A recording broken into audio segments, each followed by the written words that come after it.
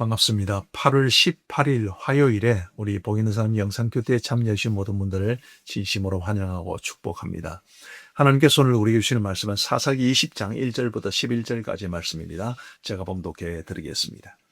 이에 모든 이스라엘 자손이 단에서부터 브엘세바까지와 길라 땅에서 나와서 그 회중이 일제히 미스바에서 여호와 앞에 모였으니 온 백성의 어른 곧 이스라엘 모든 지파의 어른들은 하나님 백성의 총회에 섰고 칼을 빼는 보병은 40만 명이었으며 이스라엘 자손이 미스바에 올라간 것을 베냐민 자손이 들었더라. 이스라엘 자손이 이르되 이 악한 일이 어떻게 일어났는지 우리에게 말하라 하니 레위 사람 곧 죽임을 당한 여인의 남편이 대답하여 이르되 내가 내 첩과 더불어 베냐민에 속한 기브아에 유숙하러 갔더니 기브아 사람들이 나를 치러 일어나서 밤에 내가 묵고 있던 집을 내어싸고 나를 죽이려 하고 내 첩을 욕보여 그를 죽게 한지라. 내가 내 첩의 시체를 거두어 쪼개서 이스라엘 기업에 온 땅에 보냈나니 이는 그들이 이스라엘 중에서 음행과 망령된 일을 행하였기 때문이라. 이스라엘 자손들아 너희가 다 여기 있은즉 너희의 의견과 방책을 낼지니라 하니라. 모든 백성이 일제히 일어나 이르되 우리가 한 사람도 자기 장막으로 돌아가지 말며 한 사람도 자기 집으로 들어가지 말고 우리가 이제 기브아 사람에게 이렇게 행하리니 곧 제비를 뽑아서 그들을 치되 우리가 이스라엘 모든 지파 중에서 100명의 10명 1000명의 100명 10,000명의 1000명을 뽑아 그 백성을 위하여 양식을 준비하고 그들에게 베냐민의 기브아에 가서 그 무리가 이스라엘 중에서 망령된 일을 행한 대로 징계하게 하리라 하니라. 이와 같이 이스라엘 모든 사람이 하나같이 합심하여 그 성읍을 치려고 모였더라. 아멘.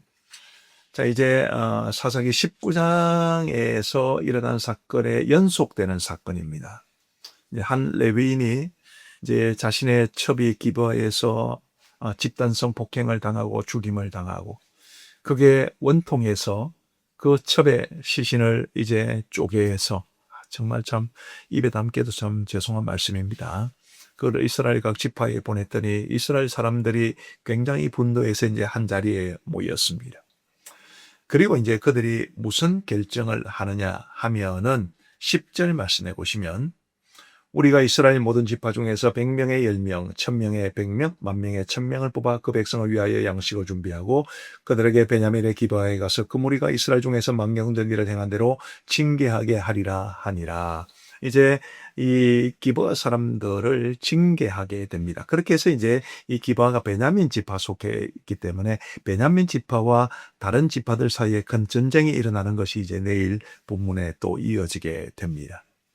자, 그런데 여러분 깊이 한번 생각해 보시기를 바랍니다. 분명히 기브아 사람들은 큰 죄를 범한 것이 맞습니다. 상상할 수 없는 그런 죄를 저질렀죠. 소돔에 버금가는 그런 악행을 저지른 겁니다.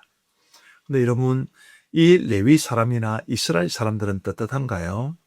절대로 그렇지 않은 것 같습니다.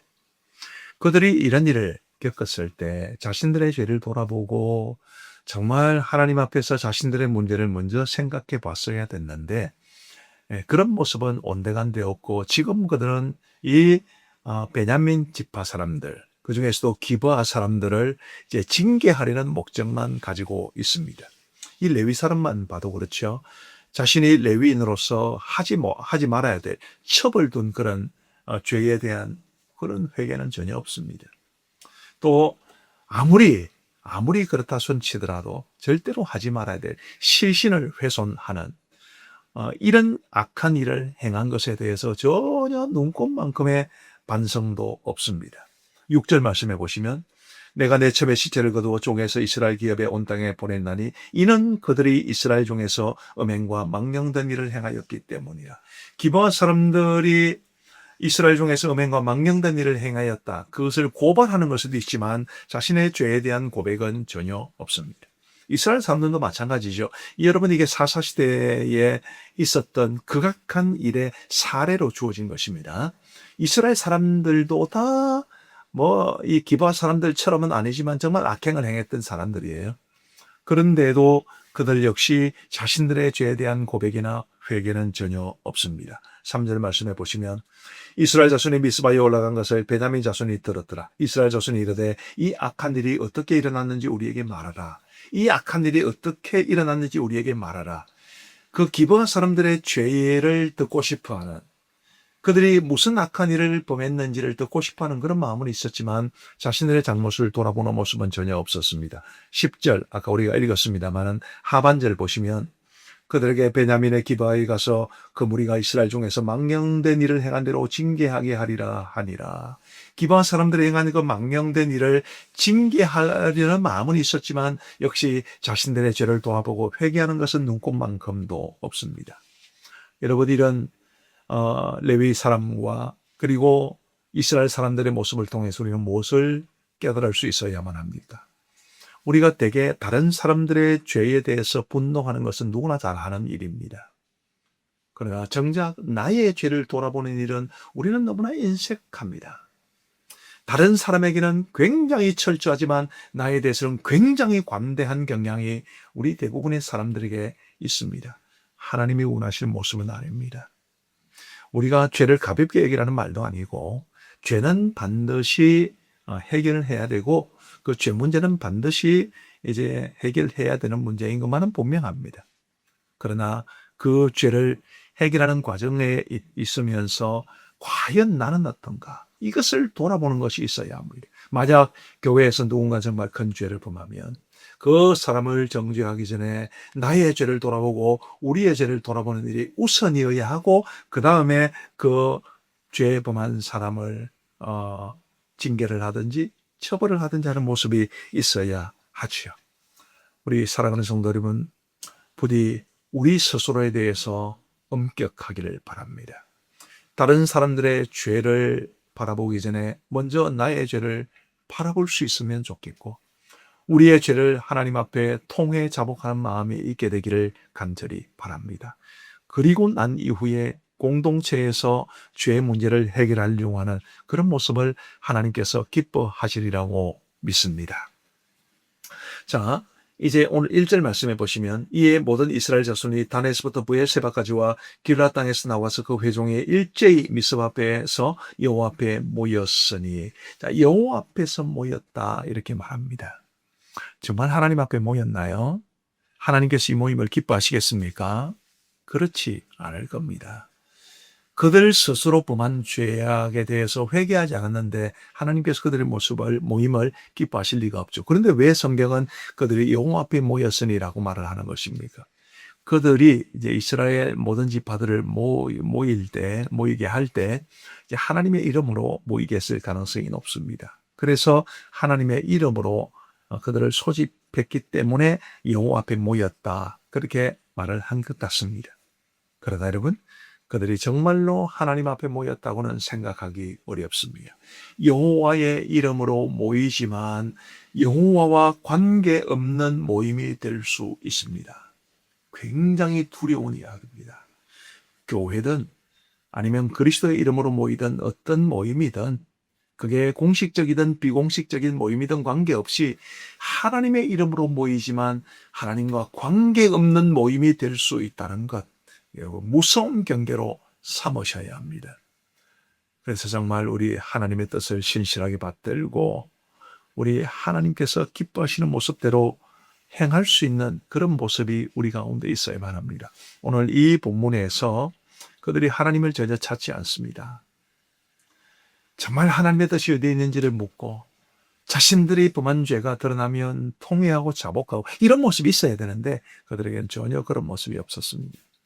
하나님의 이름으로 모였지만 하나님과 아무 관계없는, 부디 여러분들이 속한 영적 공동체는 절대로 이런 모습이 있지 않게 되기를 간절히 바랍니다. 우리 고심총회를 비롯해서 대한민국 교회들도 다 마찬가지입니다. 교회든 교단이든 아니면 어떤 종류의 모임이든 하나님의 이름으로 모인다면 하나님의 뜻을 찾아야 하고 하나님께 영광이 되어야 되고 하나님께서 기뻐하시는 모습으로 이루어져야 되지요. 그게 하나님 앞에 모인다는 뜻 아니겠습니까?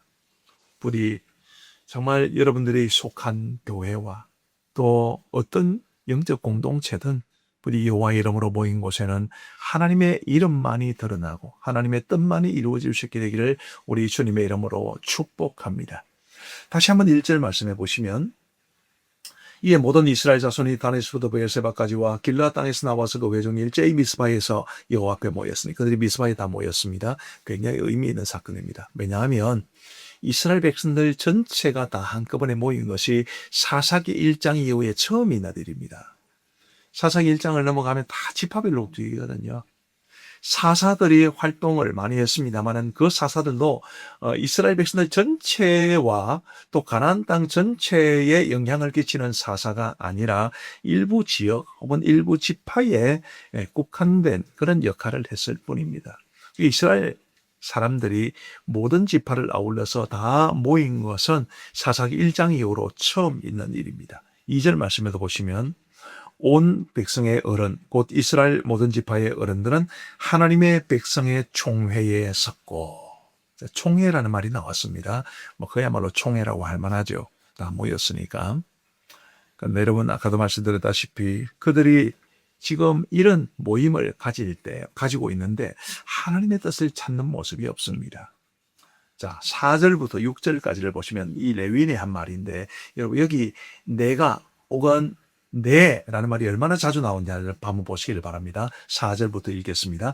레위 사람 곧 죽임을 당한 여인의 남편이 대답하여 이르되 내가 내 첩과 더불어 베냐민에 속한 기바에 유숙하러 갔더니 기바 사람들이 나를 치러 일어나서 밤에 내가 묵고 있던 집을 에워싸고 나를 죽이려 하고 내 첩을 욕보여 그를 죽게 한지라 내가 내 첩의 시체를 거두어 쪼개서 이스라엘 기업에 온 땅에 보냈나니 이는 그들이 이스라엘 중에서 음행과 망령된 일을 행하였기 때문이라. 나와 관계된 표현이 무려 8개나 나옵니다.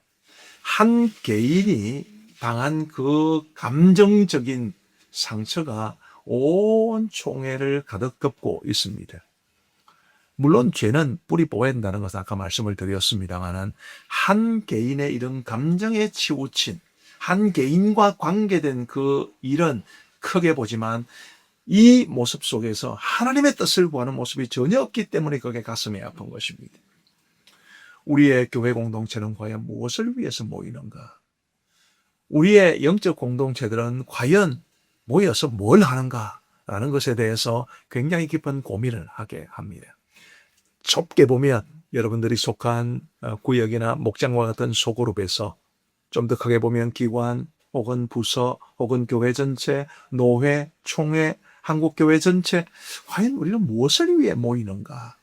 한 개인의 어떤 좌지우지되는 그런 모임이 아니라 하나님의 뜻을 찾아 구하는 하나님의 영광을 드러내고 하나님께서 우리에게 무엇을 원하시는지를 깊이 고민하면서 하나님 앞에 행할 것을 찾아 구하는 그런 우리의 거룩한 모임들이 되시기를 우리 주님의 이름으로 축복합니다. 기도하시겠습니다.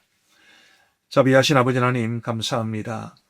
오늘도 우리에게 복된 하루를 허락하시고 이 하루를 살아갈 수 있도록 건강도 생명도 주심을 진심으로 감사합니다. 아버지 하나님이 오늘 말씀을 통해서 우리에게 주신 교훈 하나하나를 가슴에 깊이 새기며 말씀대로 이루어진다는 것을 믿고 말씀대로 살아갈 수 있는 우리 모두가 될 수 있도록 은혜를 베풀어 주옵소서. 하나님 오늘도 우리 복 있는 사람 영상교대에 참여하신 모든 분들을 주님께서 기억하시고 한 분 한 분 그 삶 속에 우리 하나님이 부어주시는 놀라운 은총가 되어갈 수 있도록 은혜를 베풀어 주시옵소서. 아버지 하나님 세상에 악하고 여러모로 참 어려운 점들이 많습니다만은 그런 중에도 우리 복 있는 사람 영상교대에 참여하신 모든 분들을 하나님께서 불꽃 같은 눈동자로 지켜보아여 주옵소서. 무더위가 계속되고 있는 중에 하나님께서 건강을 지켜주시고 그 가정과 생업에 복에 복을 다하여 주옵소서. 그들이 섬기는 교회 위에도 우리 하나님이 부어주시는 놀라운 은총가 되어갈 수 있도록 인도하여 주옵소서. 아버지 하나님이여 주의 복음 들고 선교제로 나아간 모든 선교사님들을 기억하시되 특별히 일본에서 사역하고 계신 우리 박본철 이선희 선교사님 기억하시고 쯔코파 대학의 전도의 문이 열릴 수 있도록 은혜를 베풀어 주옵소서. 오늘도 온종일도록 우리의 삶을 주께서 주관하여 주시옵고 우리의 삶이 하나님의 기쁨과 영광이 되기를 간절히 원하오며 우리 구주 예수 그리스도의 이름으로 기도하옵나이다. 아멘.